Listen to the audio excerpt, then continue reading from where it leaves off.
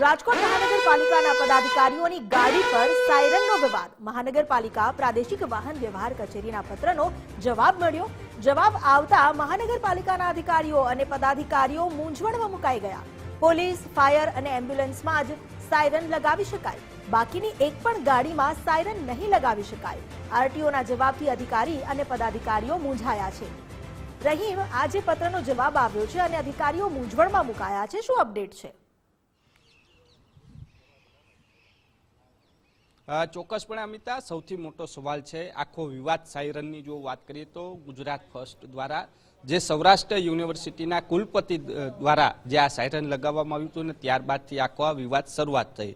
જો કે ત્યારબાદ રાજકોટ મહાનગરપાલિકાની જે પદાધિકારીઓની કાર છે તેમાં પણ સાયરન લગાડેલા હતા અને વારંવાર રોડ ઉપર સાયરન વગાડતા પણ નીકળતા હોય છે।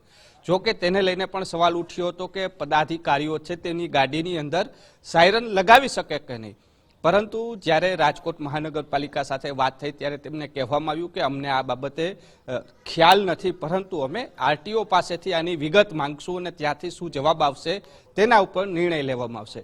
પરંતુ જે રીતના પ્રાદેશિક વાહન વ્યવહાર કચેરી દ્વારા જે જવાબ આપવામાં આવ્યો છે તેના કારણે અધિકારીઓ અને પદાધિકારીઓના પગ તળેથી જમીન સરકી ગઈ હોય તેવું લાગી રહ્યું છે। કારણ કે જે રીતના આરટીઓનો જવાબ છે તેમાં માત્ર 3 ઇમરજન્સી સેવા, એટલા માટે કે પોલીસ જે ઇમરજન્સી સેવામાં આવતું હોય છે, સાથે એમ્બ્યુલન્સ છે તે પણ ઇમરજન્સી સેવામાં આવે છે અને સાથે ફાયર બ્રિગેડ કે જે અવારનવાર ઇમરજન્સી સેવા માટે થઈને ટ્રાફિકમાંથી પસાર થતું હોય છે સાયરન વગાડતા અને તેના કારણે પ્રાદેશિક વાહન વ્યવહાર કચેરી દ્વારા જવાબ આપવામાં આવ્યો છે કે આ 3 વિભાગ છે તે પોતાની કારની અંદર સાયરન લગાડી શકે છે।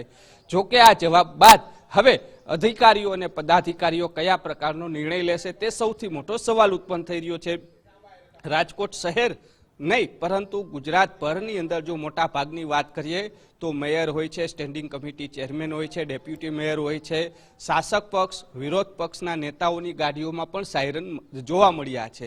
એટલે કહી શકાય કે આ એક કચેરીના જવાબથી ન માત્ર રાજકોટ પરંતુ ગુજરાતભરની મનપા હોય, નગરપાલિકા હોય, તેમાં જે પદાધિકારીઓ સાયરનનો શોખ રાખતા હોય છે તેની સામે હવે આ સાયરન ઉતરશે કે કયા પ્રકારનો નિર્ણય લેવામાં આવે છે, આ સૌથી મોટો સવાલ છે તે હાલ ઉત્પન્ન થઈ રહ્યો છે। અમિતા, જી, આભાર આપનો જાણકારી આપવા માટે।